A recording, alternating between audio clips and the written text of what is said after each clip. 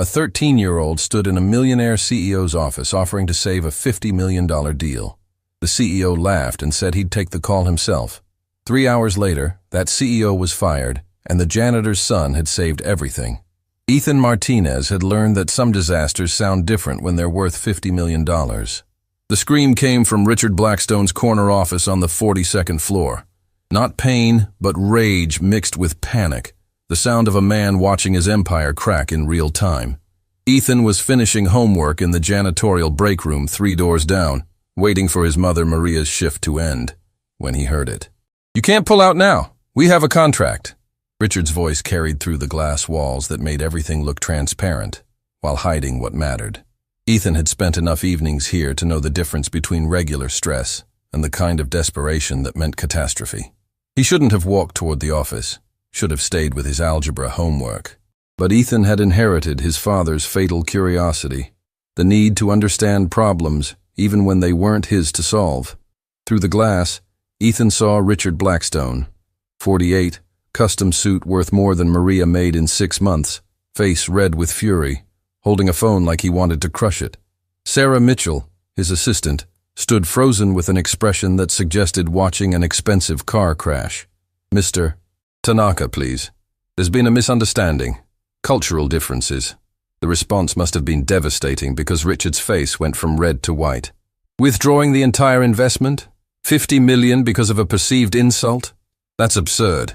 He'd just made it worse by calling a Japanese businessman's honor concerns absurd. The call ended. Richard stood motionless, then threw his phone across the office where it shattered against the window overlooking downtown Chicago. "Get Jennifer Walsh," Richard told Sarah, voice dangerously quiet. "Get the executive team, and find investors stupid enough to save a sinking ship." Sarah nearly ran into Ethan. "You shouldn't be here. When deals fall apart, Mr. Blackstone gets mean," Ethan finished. He knew. Everyone knew. Richard had built his reputation on brilliance and ruthlessness. What most didn't know, what Ethan learned from his late father, was that the brilliance was stolen and ruthlessness was compensation. "What happened?" Sarah glanced at Richard, pacing like a caged animal. "The Tanaka deal. $50 million from a Japanese consortium. Was supposed to save the company. We're hemorrhaging money. Richard bet everything on this partnership, but he violated cultural protocol. Insulted Mr. Tanaka's honor. Now Tanaka's pulling out." Ethan's stomach dropped. $50 million. 2,000 jobs. His mother's job. What protocol? Something about gift-giving and business cards. Richard doesn't believe in cultural superstition. Treats everyone the same. Which meant treating everyone with arrogant dismissiveness that destroyed relationships with partners who valued respect. "I know what he did wrong," Ethan said quietly. Sarah blinked. "What?" "The protocol violation. I know what it was, how to fix it." Sarah stared at this 13-year-old in worn jeans, claiming he understood international negotiations. "How would you?" "My father taught me, before he died. Carlos Martinez worked here, business strategist specializing in international partnerships. He taught me about Japanese business culture, Meiji exchange, gift protocol, how shame and honor work differently." Sarah's expression shifted. "Carlos Martinez, the workplace accident 2 years ago. Scaffolding collapse," Ethan said, voice carefully neutral, though memory felt like broken glass. 3 days after warning Mr. Blackstone about safety violations. The implication hung between them. "I need to talk to Mr. Blackstone. I can help." "Ethan, he won't listen to. He doesn't take advice from people who aren't executives, especially not kids whose mothers clean his office." "I know, but this is about 2,000 jobs, including my mom's." Jennifer Walsh arrived, CFO who'd worked with Carlos and sometimes remembered to greet Maria. 3 executives followed, looking summoned to an execution. "What's the damage?" Jennifer asked. "Tanaka's pulling everything. Says Mr. Blackstone demonstrated fundamental disrespect. Can't partner with someone who doesn't understand honor." Jennifer closed her eyes. "We're done. Without that $50 million, we're bankrupt in 6 months. 2,000 jobs gone." "Maybe I can help," Ethan said. 4 executives stared. Jennifer's expression shifted from despair to confusion. "Ethan, what are you doing here?" "Waiting for Mom. But I overheard. I know what went wrong. How to fix it." "Ethan, This is complicated. My father taught me. Carlos Martinez specialized in international partnerships. Taught me everything about cross-cultural negotiations, Japanese business protocol. If I could talk to Mr. Blackstone, absolutely not. Richard's voice from his doorway. He'd heard everything. Now he radiated rage and desperation like heat. I'm not discussing $50 million deals with a child. Jennifer, handle this. Get the kid out and find someone competent. Mr. Blackstone, Jennifer began carefully. Carlos Martinez was one of our best strategists. If he taught his son, Carlos Martinez was a decent analyst who got ideas above his station. Dead 2 years. I'm not taking business advice from his 13-year-old repeating buzzwords he doesn't understand. Ethan felt anger flash hot. The same anger from his father's funeral, when Richard gave speeches about Carlos being valued while refusing to investigate the safety violations that killed him. I understand more than you think, Ethan said, voice steady, though hands shook. I know you insulted Mr. Tanaka by presenting your business card with one hand instead of two. Handed it casually instead of formally at chest height. Didn't examine his card respectfully before putting it away, signaling you didn't value him as a partner. The hallway went silent. I know you tried discussing business over dinner instead of waiting for the appropriate moment after relationship building. That you interrupted Mr. Tanaka, deeply disrespectful in Japanese culture where silence demonstrates strength. And whatever gift you gave, if any, you didn't present it with both hands while bowing, making it seem like an afterthought. Richard's face went white. How do you? That's just cultural. Doesn't matter how you hand someone paper. It matters to Mr. Tanaka. In his culture, how you do something shows who you are. You showed him American practices are superior, that you don't respect his traditions, that you're doing him a favor, taking his $50 million, instead of recognizing partnership between equals. Jennifer stared at Ethan, like seeing him for the first time. Sarah had her hand over her mouth. This is absurd, Richard said, voice losing certainty. You're a child. You don't understand international business. What's at stake? I understand 2,000 people, including my mother, lose jobs because you were too arrogant to learn your partner's culture. My father tried to teach you, offered to help with negotiations. You told him to stick to spreadsheets and leave real business to people who understood it. Richard's expression went cold. Your father was an analyst, not a strategist, not an expert. He had opinions about things he didn't understand. He had a master's in international business from Northwestern, spoke 4 languages, lived in Japan 2 years. He understood Mr. Tanaka's culture better than you understand your own. But you didn't listen because he didn't have the right title, the right suit, the right background. How dare you? I can fix this. I can call Mr. Tanaka. Apologize the culturally appropriate way. Explain you made mistakes from ignorance, not malice. Offer the respect he deserves and ask for a second chance. My father taught me exactly how. I've studied Japanese protocol 5 years because he wanted me to understand real success comes from respecting people, not dominating them. Absolute silence. Jennifer looked hopeful and disbelieving. Sarah had tears in her eyes. You want to call Mr. Tanaka? Richard said slowly, then laughed. Cold, cruel, certain this was absurd. You, a 13-year-old whose mother empties my trash, want to handle a $50 million international negotiation on behalf of a company you don't work for, with an investor you've never met, to fix damage you don't understand. He walked toward Ethan, each step deliberate, using height and authority to intimidate. Let me explain something. I didn't build a $300 million company listening to children. Didn't become Chicago's most successful CEO taking advice from people who clean offices. And I certainly don't need a janitor's kid telling me how to handle business partnerships. Richard pulled out his phone. I can take this call. I can fix this disaster. I don't need help from someone whose entire education comes from a dead man's bedtime stories. The phrase hung like poison. Ethan felt it like a physical blow. His father reduced to bedtime stories, knowledge dismissed as worthless, legacy erased by someone who'd stolen everything Carlos built. Mr. Blackstone, Jennifer said quietly, maybe we should consider— I said I can take this call, Richard repeated, leaving no room for argument. Security, remove this child. And Jennifer, if his mother can't control him during her shift, Perhaps she's not the right fit. Ethan's breath caught. Richard was threatening his mother's job. You don't have to fire her. You don't have to punish her because I spoke up. Just let me try. One call. If I can't fix it, I'll leave and never come back. But if I can save this deal, you admit my father wasn't just an analyst, that he was brilliant, that you were wrong to dismiss him. Richard stared with contempt that made Ethan feel small, powerless, exactly what the CEO believed. A child from the wrong background pretending to understand a world he'd never belonged to. I can take this call, Richard said deliberately. I don't need a child's help. I don't need advice from people who don't matter. And when I save this company, because I will, everyone will remember Richard Blackstone doesn't require assistance from janitor's sons. He turned away, dismissing Ethan completely, already dialing. But Sarah Mitchell said something that made Richard pause. Mr. Blackstone, Ethan is right about the protocol. I researched it after the Tanaka meeting.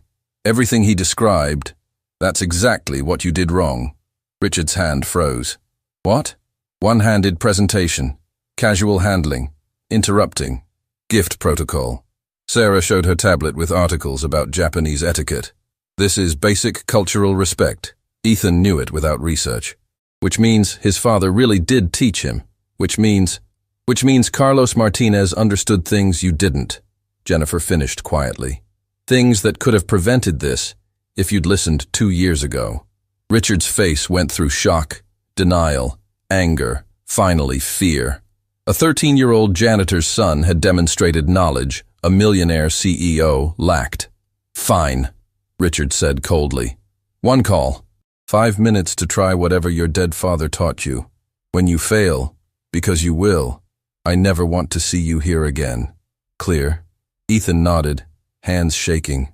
He'd committed to fixing a $50 million disaster with nothing but lessons from a father gone 2 years. Jennifer handed him a phone. Mr. Tanaka's private number, don't waste this. Ethan took it, thinking about his father. About Carlos teaching him honor, respect, recognizing different cultures defined success differently.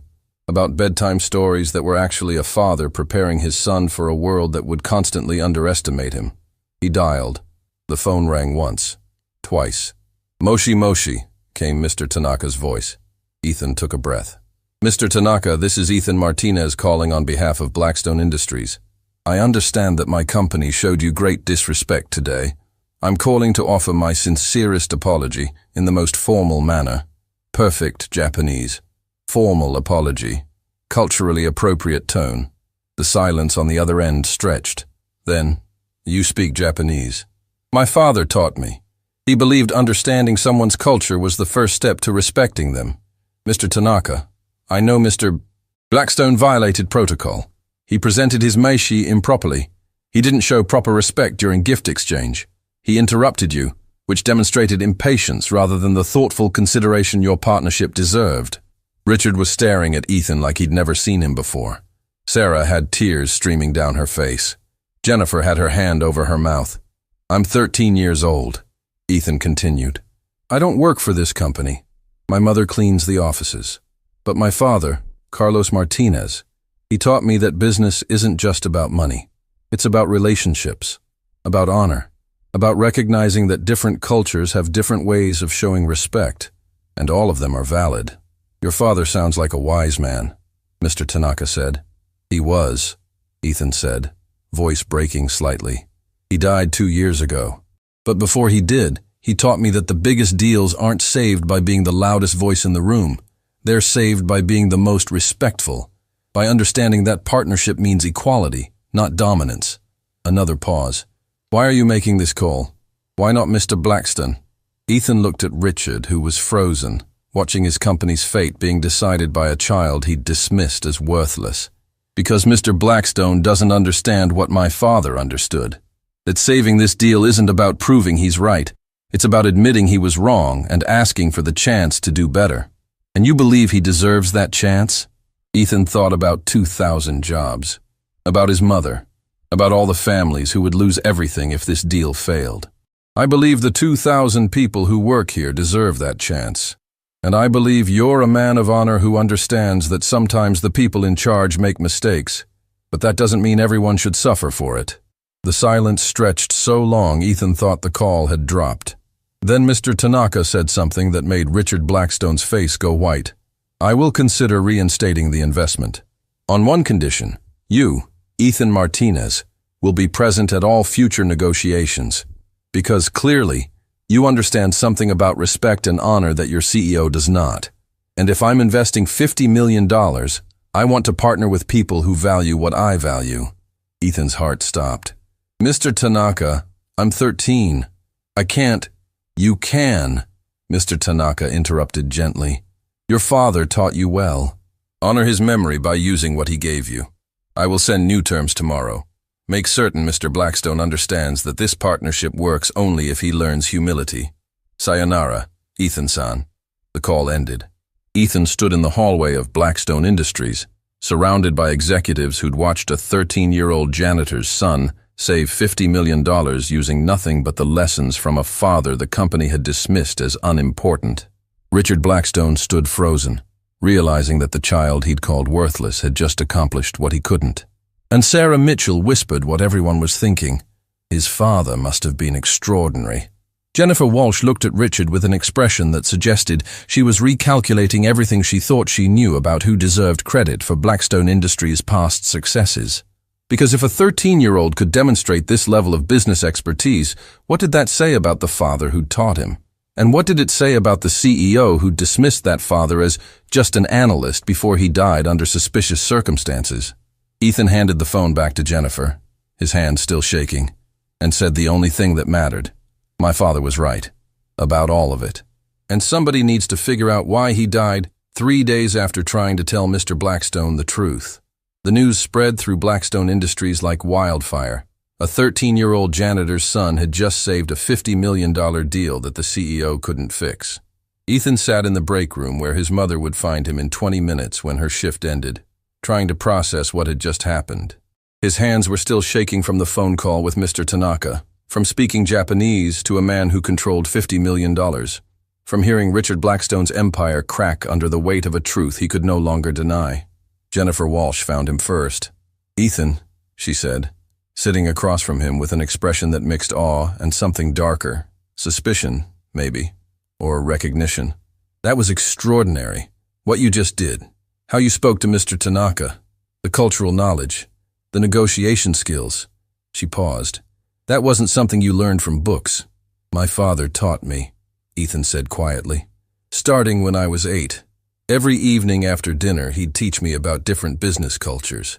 Japanese, German, Brazilian, Chinese. He'd say that understanding how people communicate respect was more valuable than understanding how they make money. Carlos was teaching you to be a strategist," Jennifer said.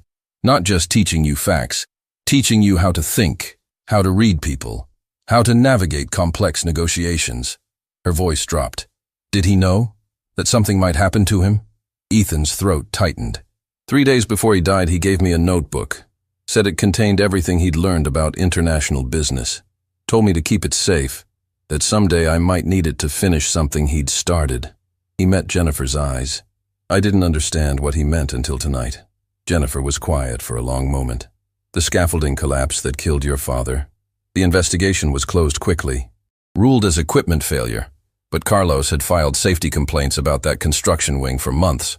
Richard ignored them. Said they were too expensive to address immediately. And 3 days after Dad threatened to go to OSHA himself, the scaffolding failed." Ethan finished. "My mom doesn't talk about it, but I've read the reports, the ones that are public record. The equipment wasn't faulty. The safety protocols weren't followed, and the construction supervisor who should have been overseeing that site, he quit the day after my father died, left the state. No forwarding address." Jennifer's expression went cold. "You think it wasn't an accident?" "I think my father knew things that made him dangerous," Ethan said. "About how this company really works. About where Richard's brilliant strategies actually come from. And I think someone decided he was more valuable dead than alive and asking questions." Before Jennifer could respond, Richard appeared in the break room doorway. His face had regained color, but his eyes held something harder than anger. Calculation mixed with fear. "Ethan," Richard said, his voice controlled in a way that made Ethan's stomach turn. "We need to discuss what just happened. What you said to Mr. Tanaka. I saved your company. Ethan said flatly. You demonstrated remarkable knowledge for someone your age, Richard corrected. Knowledge that clearly came from your father's tutoring, which was fortunate for us. But we need to establish some boundaries about how this situation is presented going forward. Jennifer stood. Richard, what are you— I'm protecting this company's reputation, Richard interrupted, and young Ethan's future. Because if word gets out that our CEO couldn't handle a negotiation that a 13-year-old fixed, that creates problems. Questions about leadership, competence, the kinds of questions that make investors nervous. Ethan felt cold understanding wash over him. You want to take credit for fixing the deal. I want to frame this appropriately, Richard said. Yes, you made the call, but you did so under my direction, using strategies I taught you, acting as my representative to implement solutions I'd already identified. That's a lie, Ethan said. That's leadership, Richard countered. Understanding how to manage narratives, control information, present situations in ways that benefit everyone involved. He leaned against the doorframe. Here's what I'm offering. You get a very generous educational fund. $50,000 for college, recognition as a promising young talent who showed initiative. And your mother gets a promotion to facilities supervisor with a significant raise. Jennifer's eyes widened. Richard, you're trying to buy his silence. I'm trying to reward his contribution while maintaining organizational stability, Richard said. Ethan demonstrated valuable skills tonight. Skills that, properly guided, could lead to an excellent career. But if he insists on claiming he somehow did this alone, without any direction from me, that creates complications, makes him look delusional. Makes his mother look like she's raised a child with delusions of grandeur. The threat was subtle, but clear. Accept the money and the narrative, or Richard would paint Ethan as a troubled kid whose mother couldn't control him. And if I say no? Ethan asked. Richard's smile didn't reach his eyes. Then I explained to Mr. Tanaka that you acted without authority, that you misrepresented your role with this company. That while your intentions were good, you created liability issues by impersonating a company representative without proper authorization. Mr. Tanaka strikes me as a man who values honesty.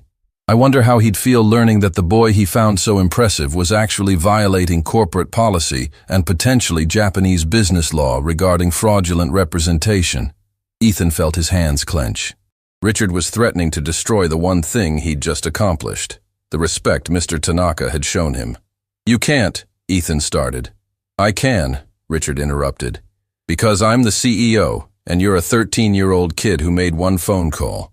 So here's my final offer. Take the money. Accept the narrative. Let me handle how this situation is presented to the board and our investors. Or spend the next 6 months watching your mother struggle with legal fees while I systematically dismantle every claim you've made about tonight. Richard, Jennifer's voice was ice. You're threatening a child.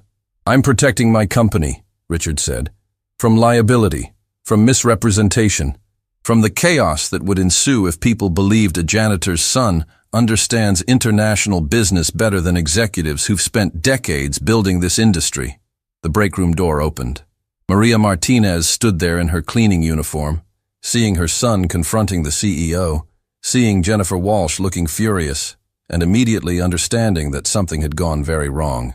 Ethan. Maria's voice carried the particular fear that came from being working class in a world where powerful people could destroy you for inconveniencing them. What's happening? Your son made a phone call tonight, Richard said before Ethan could speak. A very impressive phone call that helped resolve a business situation. And now we're discussing appropriate recognition and compensation for his contribution. Maria looked between Richard and Ethan, trying to understand the currents flowing beneath those words. What kind of phone call? He saved a $50 million deal that Richard had destroyed, Jennifer said bluntly. Used knowledge that Carlos taught him about Japanese business culture. Spoke directly to our lead investor and convinced him not to pull his funding. Ethan just saved this company and 2,000 jobs, including yours. Maria's hand went to her mouth. Ethan. And now Mr. Blackstone wants me to say he's the one who actually fixed it, Ethan said quietly. That I was just following his directions. That Dad's teachings weren't real expertise, just lucky guesses. Maria's expression went from shock to understanding to something harder. You want my son to lie, to give you credit for something you didn't do, to pretend his father's knowledge wasn't valuable. I want to protect your son from accusations of corporate impersonation, Richard said smoothly, and offer him significant compensation for his time and effort. $50,000, Maria. That's more than you make in 2 years, for one phone call. For his silence, Maria corrected.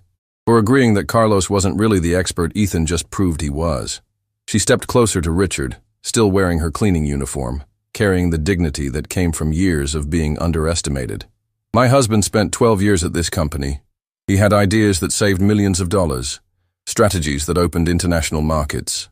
And you treated him like he was just an analyst who should stay in his lane. Your husband was an analyst, Richard said. A competent one. But he wasn't a strategist. Wasn't someone who understood the bigger picture. He understood enough to teach our son how to save your company in 5 minutes, Maria shot back. Which is more than you managed in however long you spent screaming at Mr. Tanaka this afternoon. The temperature in the room dropped. Richard's face flushed. Careful, Maria. You're still an employee here, and employees who can't maintain professional boundaries. Are you threatening to fire me? Maria asked. Because my son embarrassed you? Because he proved that the man you dismissed as unimportant actually understood things you don't? I'm suggesting that perhaps this environment isn't the right fit for your family, Richard said coldly. If Ethan can't respect corporate hierarchy, if you can't maintain appropriate professional distance, then maybe you'd both be happier elsewhere. You're firing us, Ethan said, because I told the truth. I'm offering you a choice, Richard corrected. Take the money and the narrative, or take your chances somewhere else. Because Maria, you've worked here for 15 years. But janitors are replaceable, and sons who create liability issues, they're just problems waiting to happen. Jennifer stood. Richard, this is illegal. You can't fire someone for, I can restructure my facilities department however I see fit. Richard interrupted. And if that restructuring happens to eliminate Maria's position, that's a business decision, not retaliation, not termination, just unfortunate timing. He looked at Ethan. $50,000 in your mother's job, or unemployment and legal threats. Your choice. You have until tomorrow morning. Richard walked out, leaving Ethan and Maria standing in the break room while Jennifer looked ready to commit violence. I'm calling the board, Jennifer said immediately. This is unconscionable. Richard just attempted to bribe and threaten a minor. That's how he's operated for years, Maria said quietly. Carlos tried to report him once, for taking credit for someone else's strategy. And suddenly Carlos's next performance review was terrible. Suddenly he was being written up for minor violations. Suddenly his contract wasn't renewed, and he had to reapply for his own job. She sat down heavily. We thought about leaving, but jobs that paid what Carlos made, with his background, they're not easy to find. So he stayed quiet, kept his head down, until the safety violations. Until he couldn't stay quiet anymore because people were going to get hurt. And then he died, Ethan said. Maria nodded. And I convinced myself it was an accident, because believing anything else meant believing I'd stayed silent while my husband was murdered, that I'd prioritized our income over his safety, over justice. She looked at Ethan with tears in her eyes. But you didn't stay silent. You spoke up. You used what your father taught you to save this company. And now Richard wants to erase that, wants to pretend Carlos's knowledge didn't matter, that our family doesn't matter. So what do we do? Ethan asked. Jennifer pulled out her phone. We document everything, every threat Richard just made, every attempt to control the narrative. And then we go to the board with something Richard didn't consider. What's that? Maria asked. Proof that Carlos's expertise wasn't just theoretical, that he developed strategies Richard has been using for years, that every major international deal Blackstone Industries has closed in the past decade. Carlos created the framework, and Richard took credit. She showed them her phone, files she'd started pulling during the confrontation, financial records, strategy documents, all bearing Carlos Martinez's name in the metadata, but Richard Blackstone's signature on the final presentations. I've suspected for years, Jennifer said, but I couldn't prove it. Carlos was careful, kept copies of his original work. And tonight, when Ethan demonstrated the same expertise Carlos had, I realized the question isn't whether a 13-year-old could learn international business strategy. The question is why Richard needed to steal it from the person teaching him. Ethan stared at the files. Years of his father's work. Stolen, rebranded. Used to build Richard's reputation while Carlos was dismissed. We take this to the board, Jennifer continued. Show them Richard has been committing corporate fraud. That Carlos's death wasn't an accident, but a convenient solution. That tonight wasn't about Ethan being precocious. It was about Richard being incompetent and desperate to hide it. He'll fight back, Maria warned. He has lawyers, money, power. He has lawyers who work for Blackstone Industries, Jennifer corrected. And I'm the CFO. I control company funds, including legal funds. Richard's about to learn what happens when you threaten the wrong kid and remind the wrong executive it's time to investigate how this company's success was really built. She looked at Ethan. Your father left you evidence, documentation, proof he was the strategist Richard's been pretending to be. Tomorrow morning, the board learns the man they've been paying millions is a fraud, and the man they barely noticed was a genius. Ethan thought about his father, about Carlos staying late to document strategies, about teaching his son everything, about dying after threatening to expose Richard. Tomorrow morning, Ethan said, Richard Blackstone learns what my father knew. That you can steal someone's work, but you can't steal their legacy. Because legacy lives in the people they teach. And Dad taught me everything.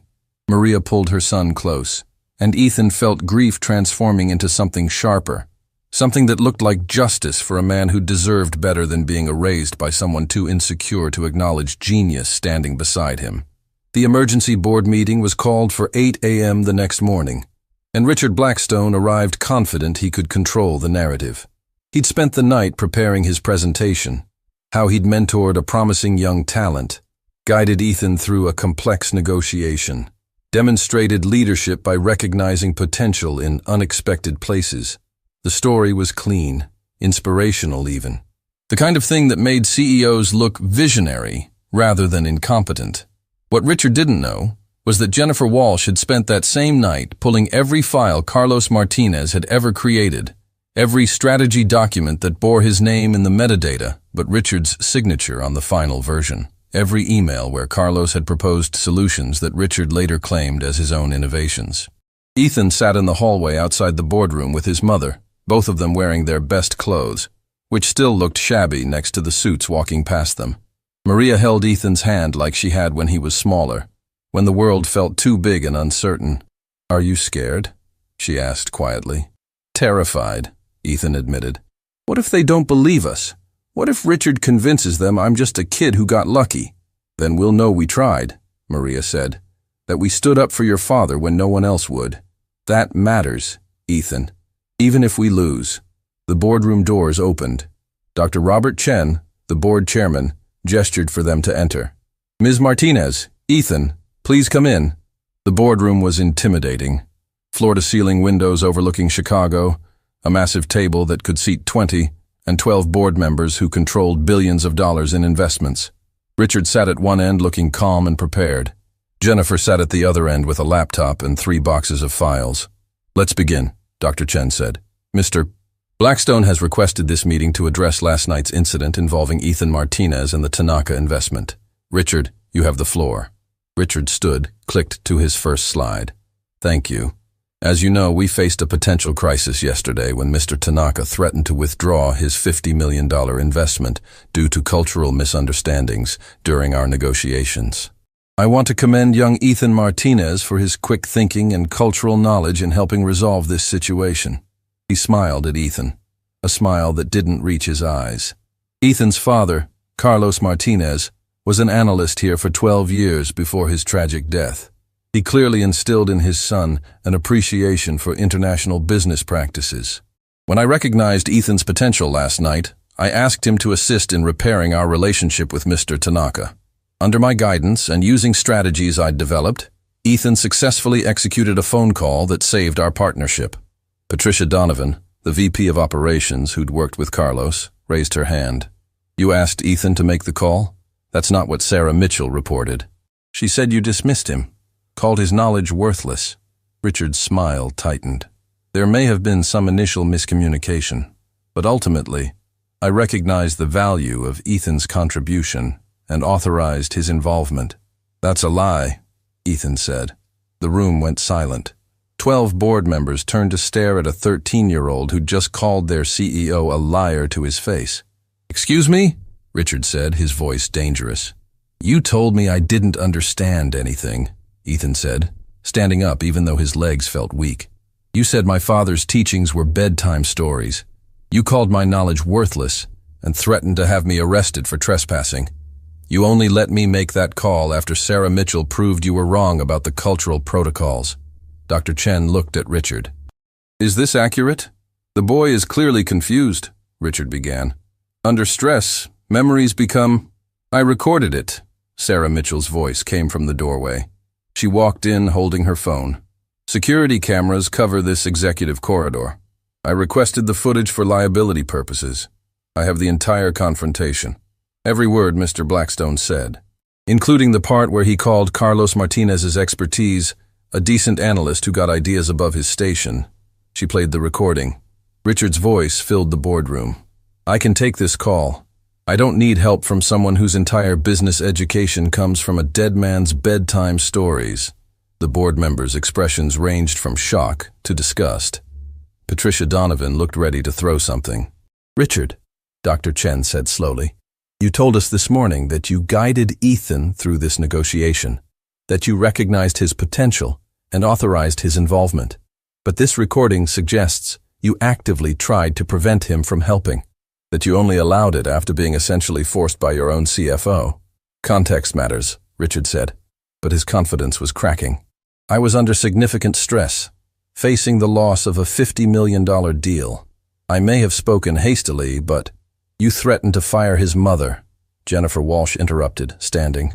"After Ethan saved your company, you tried to bribe him into giving you credit. Offered $50,000 and Maria's promotion in exchange for claiming you taught him those strategies.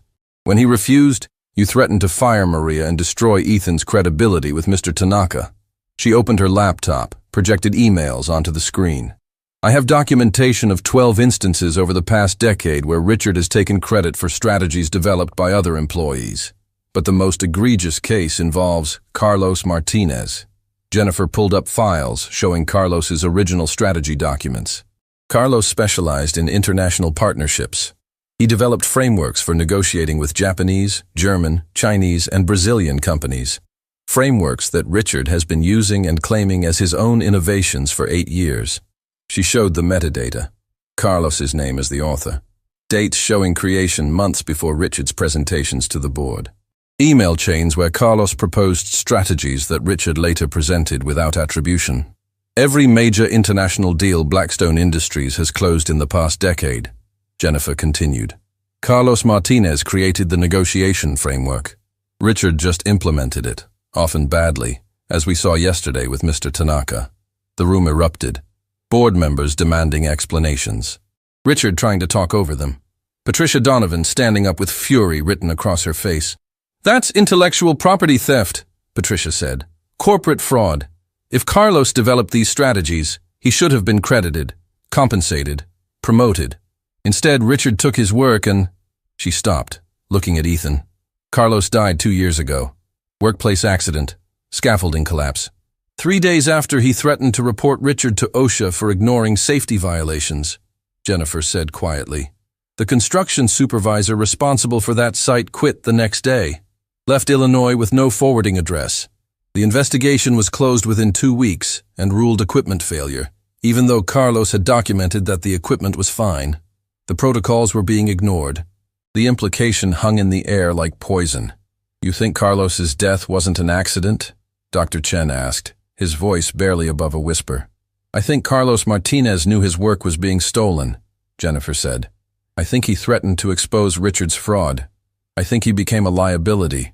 And I think 3 days later he conveniently died in an accident that should never have happened if proper safety protocols had been followed." Richard stood. "This is insane. You're accusing me of murder based on circumstantial—" "I'm accusing you of corporate fraud based on documented evidence," Jennifer corrected. "The question of whether Carlos's death was truly accidental, that's for law enforcement to investigate. But what's not in question is that you've been stealing employee work for years.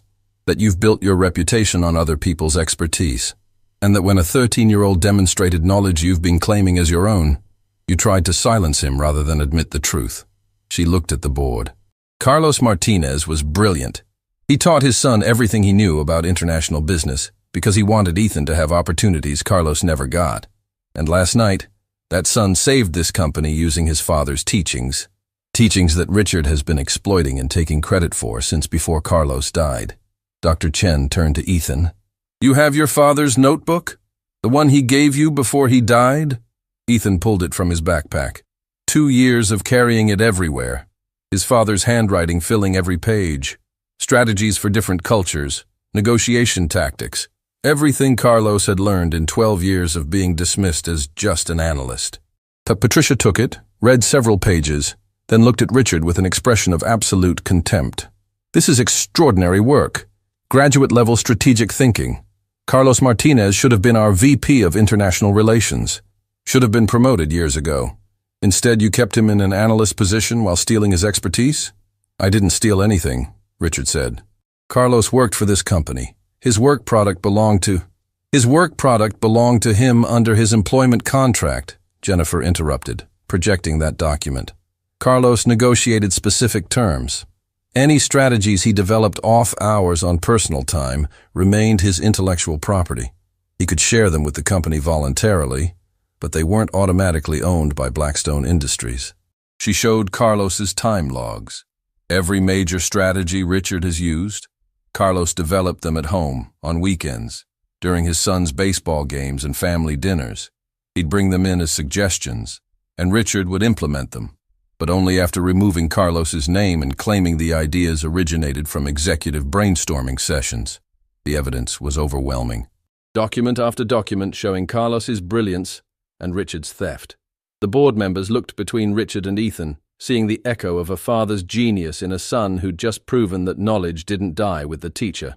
I move for an immediate vote of no confidence in Richard Blackstone as CEO, Patricia said.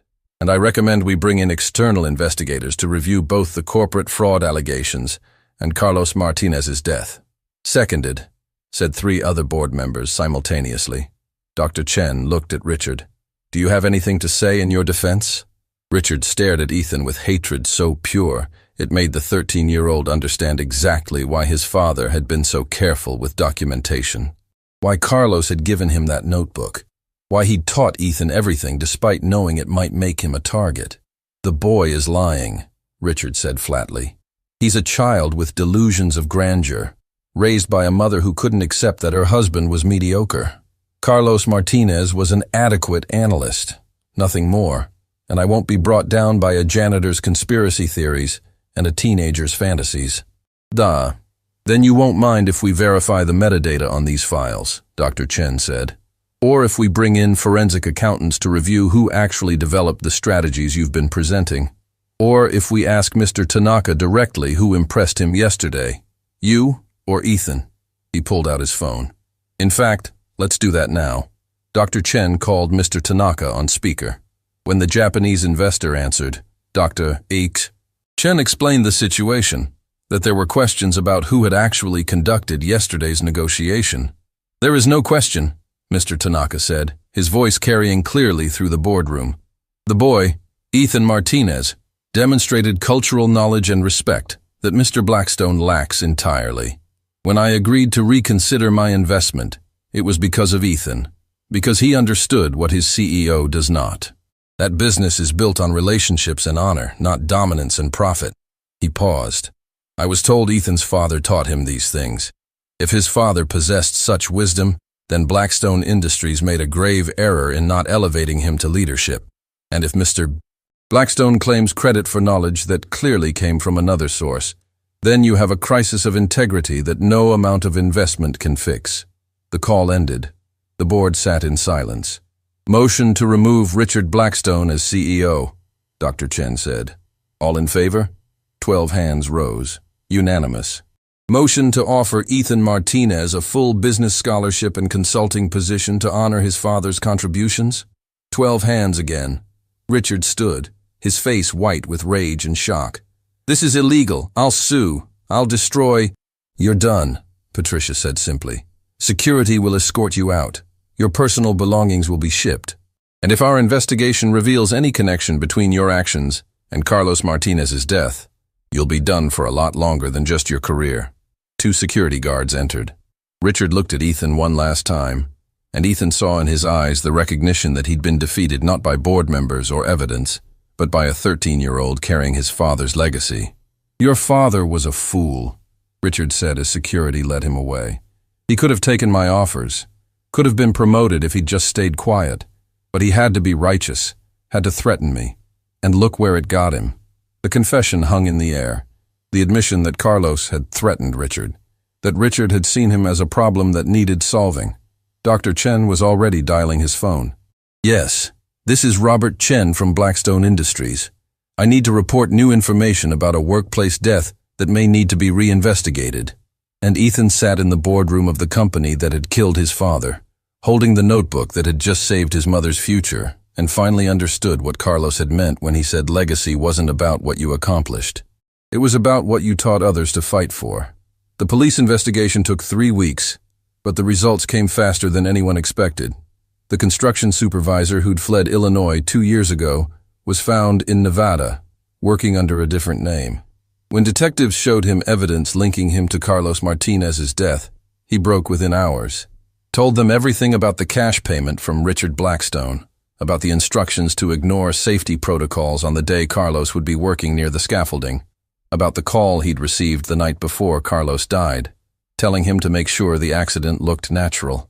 Ethan learned about this sitting in Jennifer Walsh's office, now temporarily serving as CEO, while the board searched for permanent leadership. His mother sat beside him, holding his hand like she had in the boardroom 3 weeks ago.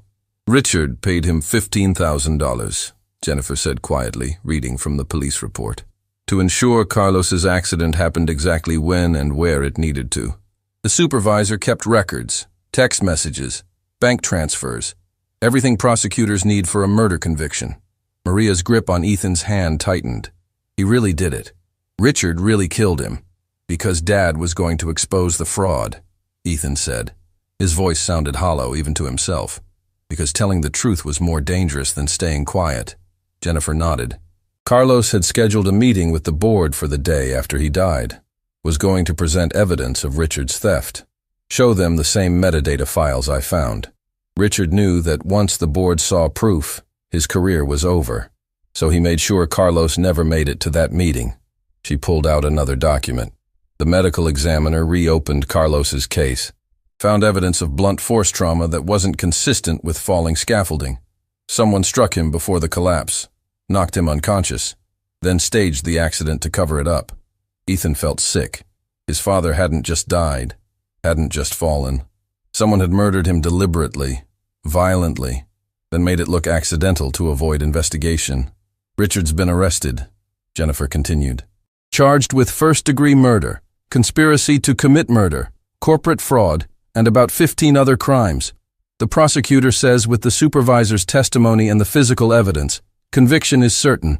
Richard will spend the rest of his life in prison." "Good," Maria said, and Ethan heard 2 years of grief and rage compressed into that single word. Jennifer handed them another document. "The board voted yesterday. Blackstone Industries is being renamed Martinez Strategic Consulting. Carlos's portrait will hang in the main lobby where Richard's used to be. And we're establishing the Carlos Martinez Innovation Fund, $20 million to support working-class students pursuing business degrees." Ethan stared at the paper. His father's name on the building, his father's legacy recognized.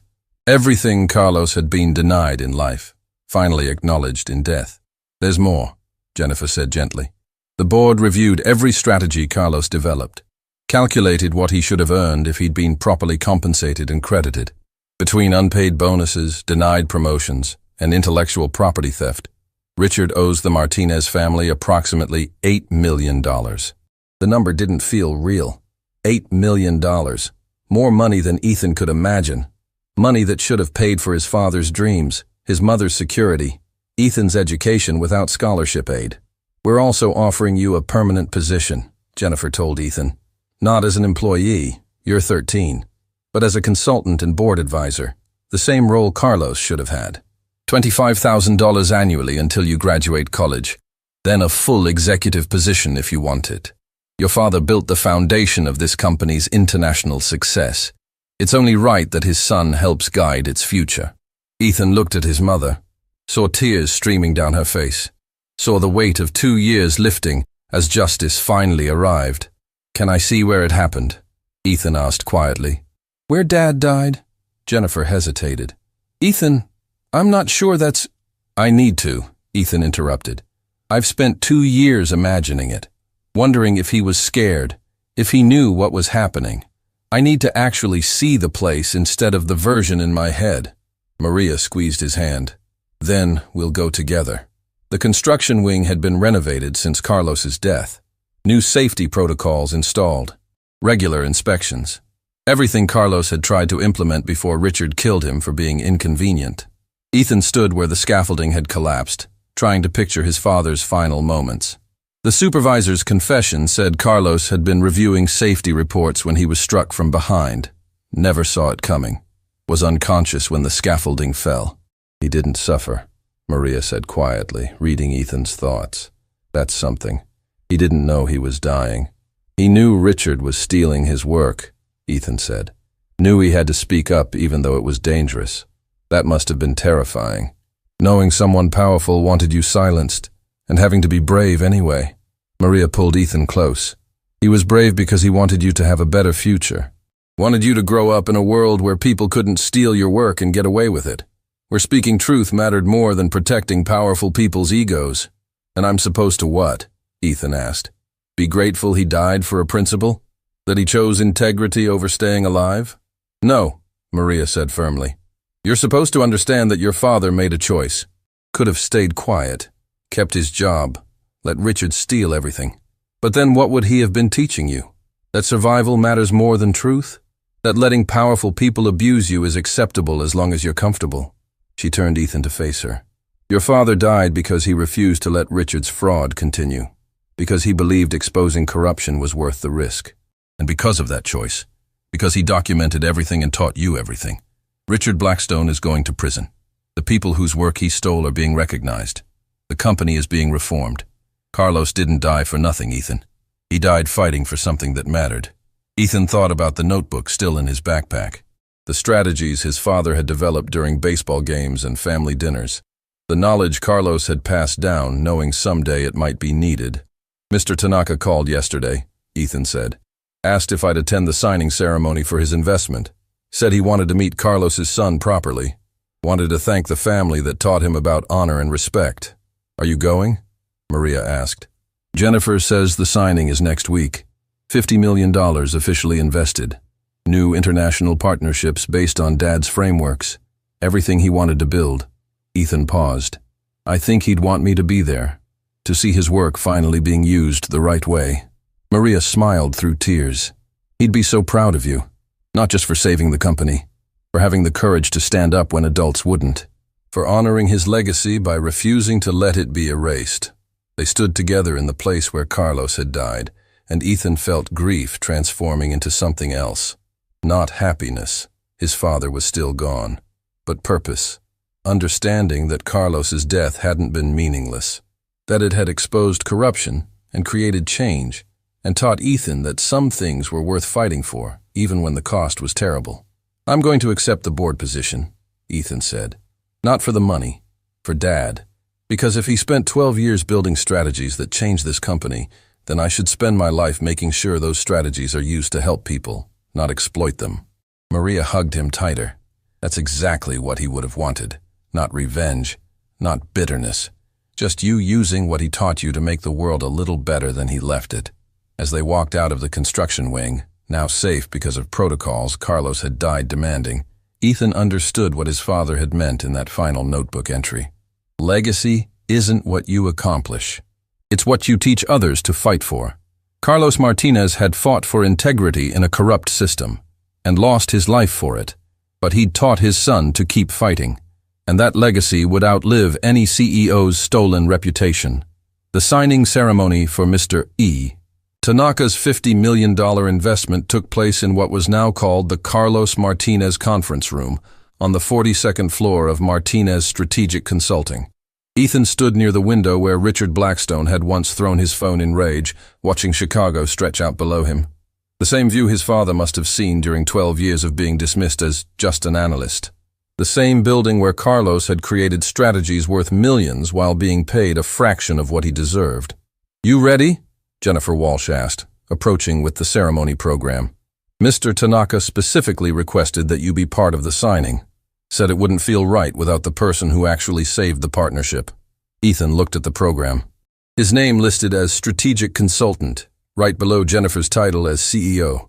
His father's name at the top as In Memoriam, founder of International Strategy Framework. "I've never given a speech before," Ethan admitted. "What if I mess it up?" "Then you'll mess it up in front of people who already know you're brilliant," Jennifer said. "Mr. Tanaka flew here specifically to meet you. The board is here to honor your father's legacy. The employees whose jobs you saved want to thank you. You don't have to be perfect, Ethan. You just have to be honest." The conference room filled quickly. Board members, department heads. Maria sitting in the front row wearing a new dress bought with money from the settlement.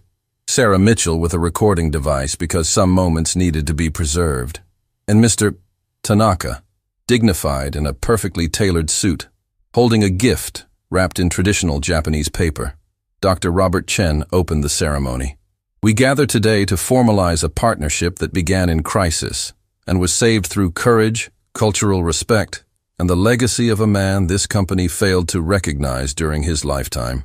Carlos Martinez built the foundation of our international success.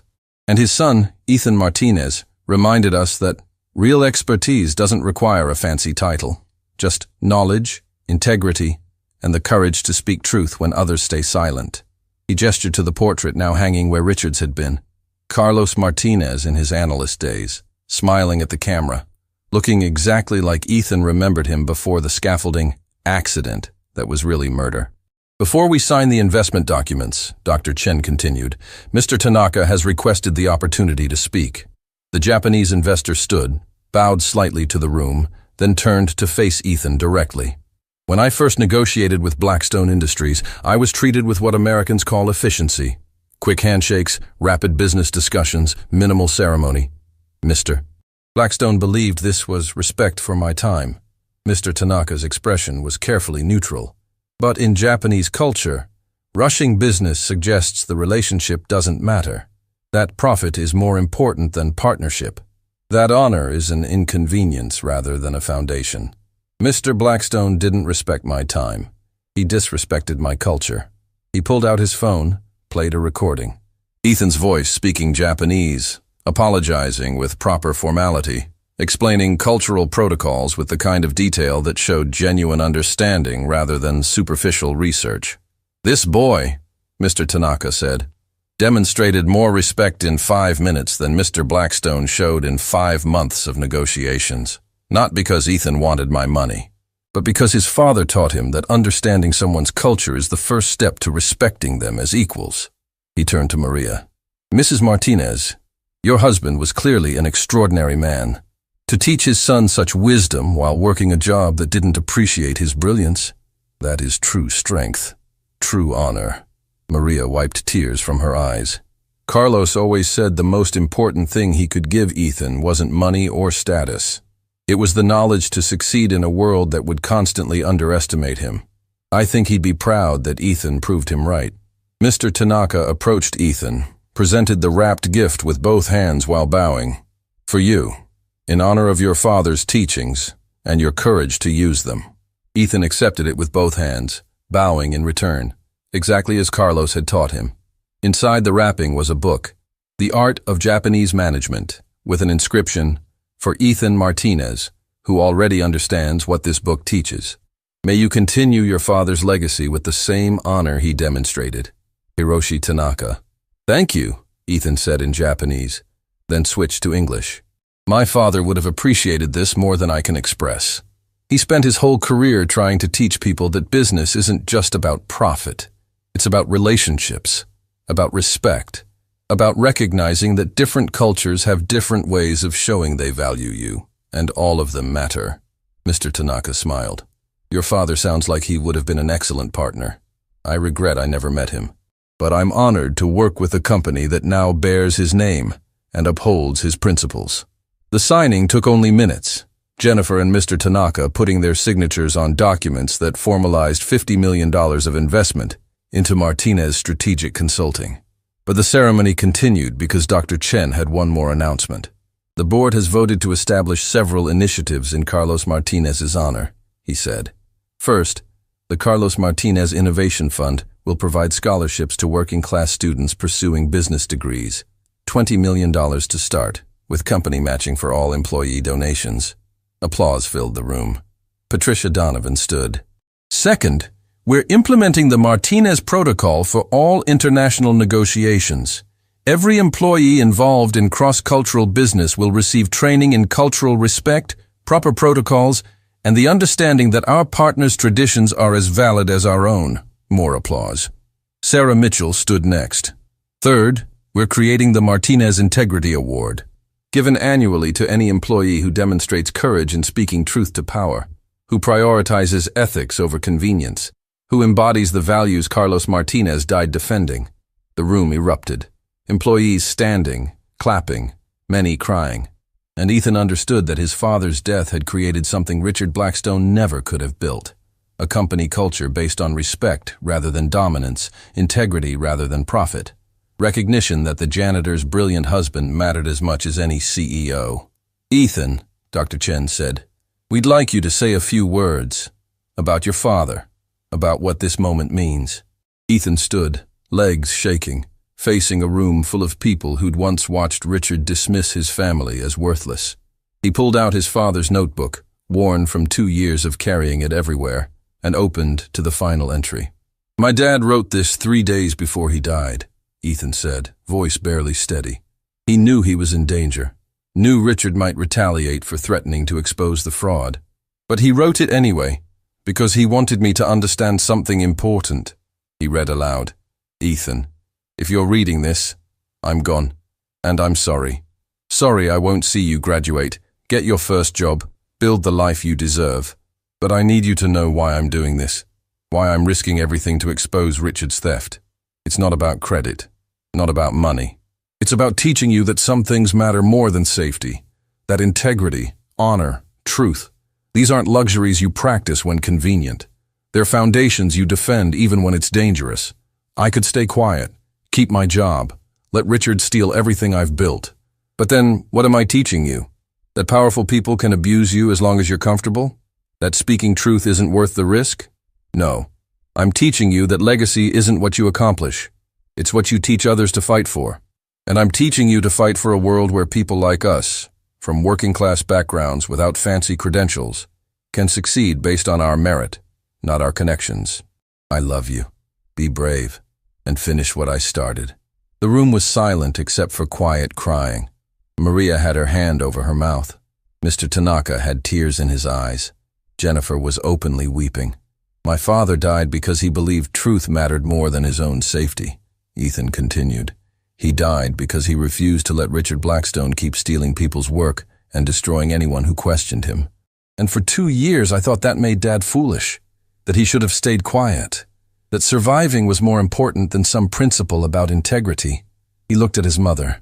But then I stood in this building and watched Richard try to silence me the same way he'd silenced Dad, tried to bribe me into giving him credit for something I'd done, threatened my mom's job, threatened to destroy my credibility with Mr. Tanaka.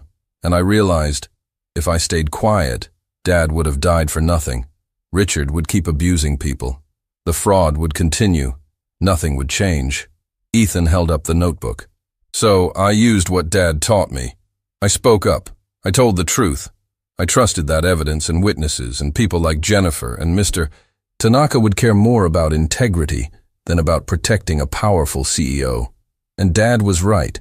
Truth did matter. Justice did win. Not because the system works perfectly, but because people chose to make it work. He turned to Mr. Tanaka. You could have walked away from this partnership. Could have decided Blackstone Industries, Martinez Strategic now, was too corrupt to trust. But you gave us a second chance because you believed in honor and saw that some people here still valued it. Thank you for that. To the board, you could have protected Richard, could have buried the evidence and maintained the status quo, but you chose truth over convenience. Thank you. To Jennifer, You could have stayed quiet when you suspected fraud. Could have protected your own career instead of risking it to investigate. But you chose integrity. Thank you. To his mother. And you could have taken Richard's $50,000 and told me to stay silent. Could have prioritized our financial security over Dad's legacy. But you taught me the same thing Dad did, that some things matter more than money. Thank you for that. Ethan closed the notebook. My father didn't get to see this moment. Didn't get to see his name on this building or his strategies finally credited to him or his son standing here representing everything he believed in. But his legacy isn't in this building or these awards or even the $50 million Mr. Tanaka just invested. His legacy is in the lesson he taught me, that you don't have to be rich or powerful or have fancy credentials to change things. You just have to be brave enough to speak truth and stubborn enough to keep speaking it even when people try to silence you. He looked around the room. So that's what I'm going to do. I'm going to use this consulting position and this scholarship and everything this company becomes to make sure the next working-class kid with a brilliant parent doesn't have to watch them die for being inconveniently honest. I'm going to fight for the world Dad wanted to build, where merit matters more than connections, where integrity beats corruption, where janitors' sons can save $50 million deals and everyone recognizes that knowledge doesn't care about your job title. Ethan raised his father's notebook high. This is Carlos Martinez's legacy, and I'm going to make sure it outlives every CEO who ever tried to steal it. The applause was deafening. People standing, crying, cheering, Mr. Tanaka bowing deeply. The board members surrounding Maria to thank her for raising such a remarkable son. Sarah capturing every moment for the company archives.